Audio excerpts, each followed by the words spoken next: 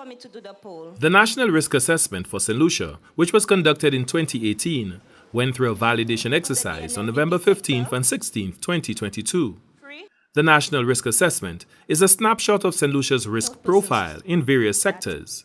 Juliana Alfred is the Permanent Secretary in the Attorney General's Chambers. A lot has happened, including the publication of St. Lucia's Mutual Evaluation Report in 2021.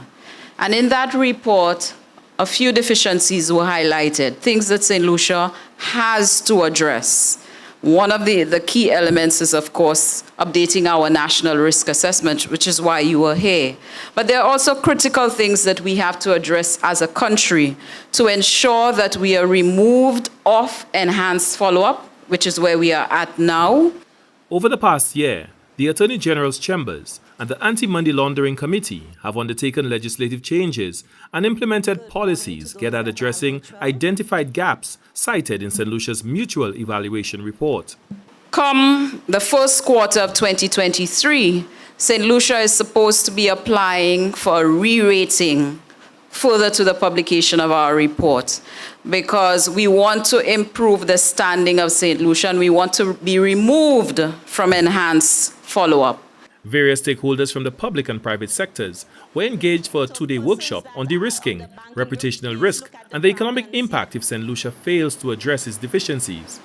Attorney General Leslie Mondesi indicated that the effectiveness of a national risk assessment is dependent on a real understanding of the risks facing the country and developing risk-based action plans to mitigate corruption, tax evasion, fraud, human trafficking, and countering the financing of weapons of mass destruction.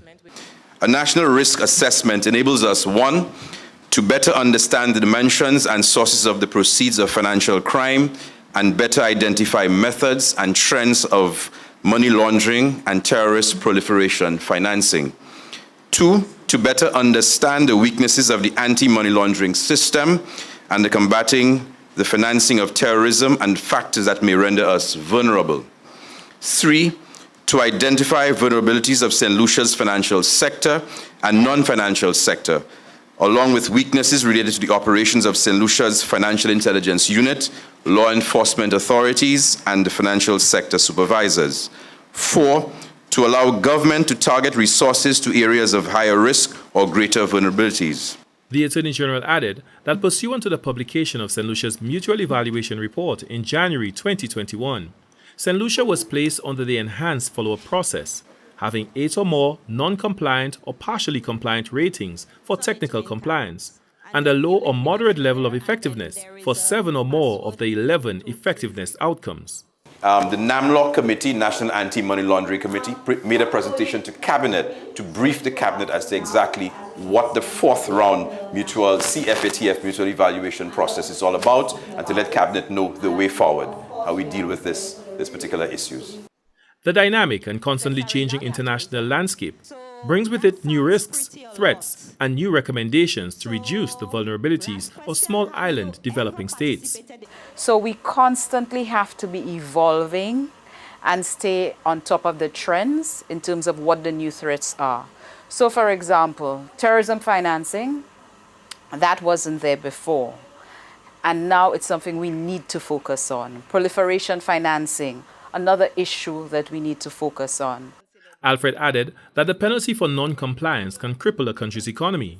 Thus, the importance of strengthening the internal systems to combat potential threats.